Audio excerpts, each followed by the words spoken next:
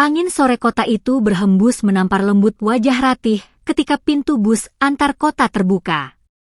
Ia menurunkan koper birunya, kecil namun berat karena penuh dengan harapan, kelelahan, dan serpihan luka dari pekerjaannya di kota besar. Langkah Ratih pelan, memandang desa kelahirannya yang jauh lebih tenang dibanding hiruk-pikuk kantor yang baru ia tinggalkan. Ratih menghela napas panjang. Sesuatu di dadanya terasa mengganjal. Ia tidak membayangkan akan pulang secepat ini.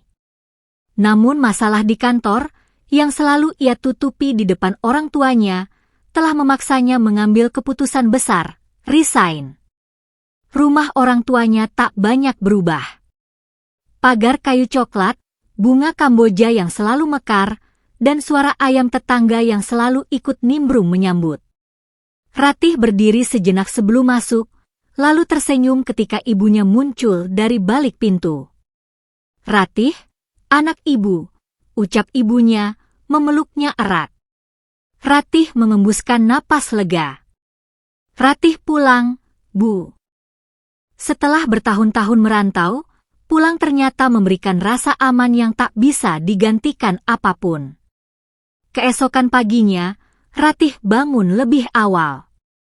Seperti kebiasaannya sejak dulu, ia membantu ibunya menyiram tanaman di halaman. Matahari pagi masih malu-malu keluar, membuat embun di daun tampak berkilau. Ratih mengenakan kaos panjang dan rok sederhana. Hijabnya dibiarkan jatuh tanpa banyak gaya, yang penting rapi. Air menyembur pelan dari selang, menciptakan suara menenangkan. Hingga sebuah suara memecah keheningan. Siapa nih?" Tuan Putri akhirnya pulang kampung. Ratih membeku. Suara itu, suara yang sama yang dulu menyebalkan telinganya bertahun-tahun. Abian. Ia menoleh cepat. Laki-laki itu muncul dari jalan setapak sambil berlari kecil. Kaos tanpa lengan, celana training hitam, rambut agak basah oleh keringat, serta handuk kecil melingkar di leher. Tubuhnya, astaga, jauh berbeda dari dulu. Dulu Abian kurus, ceking, suka usil. Sekarang, lebih tinggi, lebih tegap, dan terlalu percaya diri. "Pagi, Ratih," ucapnya dengan senyum tengil khasnya. "Wah, tambah cantik aja kamu." Ratih memutar bola matanya. "Pagi. Dan tolong, jangan ganggu pagiku yang tenang dengan keisengan kamu." "Loh? Aku cuma bilang cantik." "Itu fakta," jawab Abian sambil menaikkan alisnya 2 kali. "Kamu jangan baper gitu dong." Ratih mendesis. "Aku nggak baper." Abian mendekat sambil berjalan santai. "Balik kampung nih? Di kota nggak ada yang mau sama kamu ya?" Ratih berhenti menyiram tanaman. Ia menoleh sambil mengangkat selang. "Bian."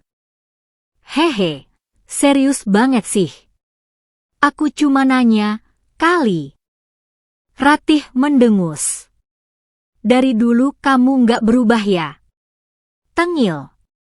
Usil. Abian tertawa. "Kan itu yang bikin kamu ingat sama aku." Ratih menatapnya datar. "Mau kuingat sebagai orang yang kusiram air pagi-pagi?" Belum sempat Abian menghindar. Air langsung menyembur ke arah Abian, hampir membasahi baju dan wajahnya. Abian mengangkat tangan. Jangan gitu. Bercanda doa." Abian mundur sambil tertawa terbahak-bahak. "Gila aku disemprot." "Baiklah, balas dendam nanti." Ia berlari pergi sambil melambai. Pagi itu pun berakhir dengan Ratih hanya bisa menggeleng. Tapi tanpa ia sadari, sudut bibirnya terangkat sedikit. Sementara Abian yang sudah jauh menoleh sebentar, memikirkan hal yang sama. Kenapa Ratih makin cantik, sih? Hari-hari selanjutnya terasa tenang. Ratih menghabiskan waktu membantu ibunya, memasak, dan menata rumah. Ia merasa tenang di kampung, namun ada satu hal yang mengganggu pikirannya, masa depannya. Sampai suatu malam ketika kedua orang tuanya memanggilnya duduk bersama. "Ratih," kata ayahnya. Ayah dan ibu sebenarnya ingin membicarakan sesuatu. Ratih mengernyit. "Apa, Yah?" Ibunya tersenyum terlalu manis. "Kami ingin menjodohkan kamu dengan anak sahabat ibu di kota sebelah." Ratih langsung tegak. "Jodoh? Bu, Ayah, Ratih belum mau menikah." "Kami tahu," kata ayah. "Tapi laki-laki ini baik. Orang tuanya dekat dengan kami." "Tidak, Yah." Ratih belum siap. Ibunya menghela napas. "Baik. Tapi kalau kamu menolak, kami punya syarat." Ratih waspada. "Syarat apa?" "Kamu harus membawa calon suamimu sendiri," jawab ibunya tanpa jeda. Ratih terdiam. "Membawa calon suami? Dari mana?" Ia bahkan baru resign, baru pulang kampung, baru memulai hidup baru. Pagi berikutnya, Ratih duduk di teras menghirup udara pagi. Kepalanya pusing memikirkan syarat itu. Tepat ketika ia hendak masuk rumah, seseorang muncul sambil membawa botol air minum. Abian. Ratih memutar badan hendak masuk. Ratih. Kenapa buru-buru amat?" seru Abian. "Ada urusan." "Lagi ada masalah ya? Tengil-tengil gini aku bisa kok jadi tempat sampah," kata Abian dengan wajah dan intonasi serius. Tumben sekali. Namun tanpa Ratih sadari, seluruh cerita tentang perjodohan akhirnya mengalir. Ketika selesai bercerita, Ratih menunduk malu. Abian mengangguk-angguk. "Wah, sama dong." Ratih mendongak. "Sama. Iya. Aku juga mau dijodohin orang tua." Ratih kaget. "Serius? Serius? Zaman sekarang masih aja ada acara perjodohan-perjodohan begini." Ratih tertawa kecil, meski stres. "Terus kamu gimana?" "Aku cuma butuh alasan kuat buat nolak," jawab Abian sambil duduk di tangga teras. "Tapi, belum nemu." Hening sejenak. Ratih menatap tanah. Abian mendadak menatap Ratih dengan mata yang terlalu berbinar untuk sesuatu yang mencurigakan. "Aku punya ide," katanya perlahan. Ratih langsung waspada. "Ide kamu selalu buruk. Yang ini, brilian." Abian mengangkat jari telunjuknya. "Dengarkan." Ratih menelan ludah. Abian tersenyum lebar. "Kita pura-pura pacaran." "Ratih? Hah? Dan kita menikah?" "Wah?" Abian mengangkat kedua tangan. "Tenang dulu. Kita nikah sementara. Setelah itu bebas. Kamu bisa bilang ke orang tuamu kamu udah punya calon. Aku pun bisa menolak jodoh orang tuaku."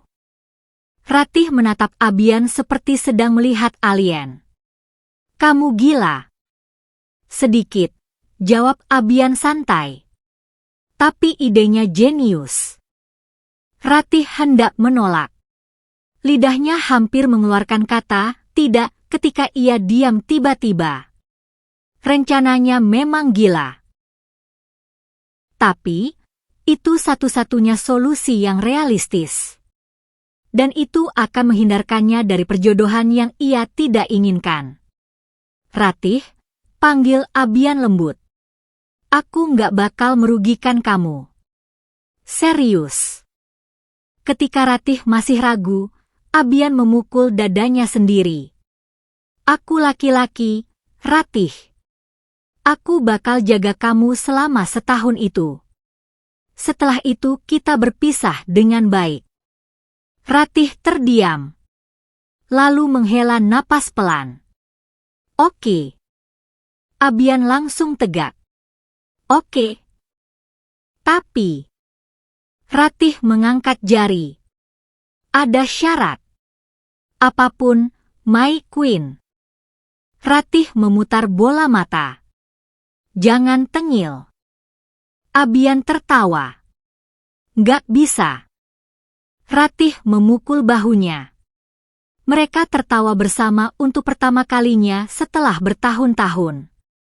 Persiapan pernikahan dimulai.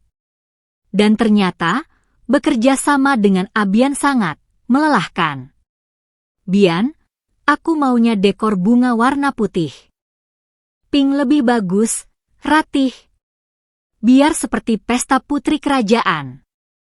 Kita bukan putri kerajaan. Abian mengerling. Aku memang bukan. Kan aku pangerannya. Ratih ingin melempar sandal. Selalu begitu. Mereka berdua sering berselisih, berdebat, bahkan Ratih hampir melempar tas ke wajah Abian suatu hari. Tapi anehnya, perdebatan itu berakhir dengan tawa. Abian selalu punya cara menyebalkan, tapi juga lucu, untuk meluluhkan hati Ratih. Sampai hari pernikahan tiba. Ratih berdiri dengan gaun sederhana warna krem. Hijabnya rapi dengan sentuhan lembut. Ia terlihat cantik, lebih cantik dari biasanya. Abian menatapnya tanpa berkedip. Ratih mengerutkan dahi. Kenapa? Kamu cantik banget, jawab Abian jujur. Ratih mendadak salah tingkah. Berhenti menggoda. Masa gitu aja kamu baper? Ratih memukul lengannya. Pernikahan berlangsung hangat. Tidak mewah, tidak ramai, tapi indah. Semua orang tersenyum, dan Ratih merasa hatinya hangat meski pernikahan ini hanya sementara. Awal-awal tinggal serumah setelah menikah, segala hal terasa baru bagi keduanya. Ratih yang terbiasa hidup teratur seringkali terkejut dengan kebiasaan Abian yang terkadang terlalu santai terhadap kebersihan. Setelah menikah, masalah mulai bermunculan. Abian menaruh pakaian kotor sembarangan. Gigaan. Ratih menjerit. Kenapa kaosmu ada di meja makan? Abian nyengir. Biar kamu ingat aku terus. Ratih mencubit pinggangnya. Sakit. Makanya jangan tengil. Abian membalas mencubit pipinya. Gemes. Ratih menutup pipinya. Jangan sentuh pipiku. Tiap hari seperti itu. Berdebat, bertengkar, saling mencubit. Bahkan tak ubahnya seperti anak kecil, mereka. Sampai akhirnya mereka membuat jadwal pekerjaan rumah. Senin, Abian mencuci piring. Selasa, Ratih masak. Rabu, Abian cuci baju. Dan begitu seterusnya. Hidup bersama Abian itu melelahkan, tetapi juga mengundang tawa. Di balik sifat tengilnya, Abian ternyata tak segan membantu ketika Ratih mengerjakan sesuatu. Seperti ketika Ratih sedang mencuci baju dan nampan jemuran jatuh tertiup angin. Aku bantu, kata Abian tiba-tiba dari belakang. Ratih cukup kaget, karena ia kira Abian masih tidur. Kamu ngapain di sini? Bukannya kamu tadi masih di kasur? Dengar kamu ribut sama jemuran, kasihan kalau kalah, jawab Abian sambil mengambil jemuran dan menancapkannya dengan kuat. Ratih ini kalah sama angin. Ratih memukul lengannya. Setelah urusan jemuran selesai, mereka sarapan bersama. Ratih memasak telur dadar, sementara Abian membuat teh manis. Aku bikin teh buat kamu, ujar Abian sambil menyodorkan gelas. Ratih menerima, mencicipinya, lalu menatapnya datar. Ini manis banget. Bian, kamu masak teh atau air gula? Abian terkikik. Mungkin karena kamu manis. Jadinya kemanisan. Ratih tersedak teh, lalu melempar serbet ke arah Abian. Gombalnya, ya ampun. Meski begitu, tak jarang Ratih memperhatikan hal-hal kecil yang dilakukan Abian. Seperti ketika Abian diam-diam membersihkan halaman saat Ratih tertidur siang. Ratih juga sering memperhatikan Abian ketika diam. Ketika Abian membaca buku sambil mengerutkan alis. Ketika Abian memperbaiki kabel lampu dengan serius. Ketika Abian mencoba memasak mie tapi malah membuat dapur bau gosong. Semua itu membuat Ratih merasakan sesuatu yang berbeda. Perasaan yang mulai tumbuh. Perasaan yang membuat dadanya hangat. Namun ia selalu menepis. Ini pernikahan sementara, batinnya selalu mengingatkan. Tidak boleh baper. Tidak boleh jatuh hati. Tapi semakin hari, semakin sulit baginya untuk bersikap biasa saja. Hingga suatu malam, Abian pulang terlambat. Ratih duduk di ruang tamu sambil memeluk bantal, menunggu tanpa sadar. Ketika Abian masuk rumah, ia tampak kaget melihat Ratih masih terjaga. "Kamu belum tidur?" tanya Abian. "Kamu dari mana?"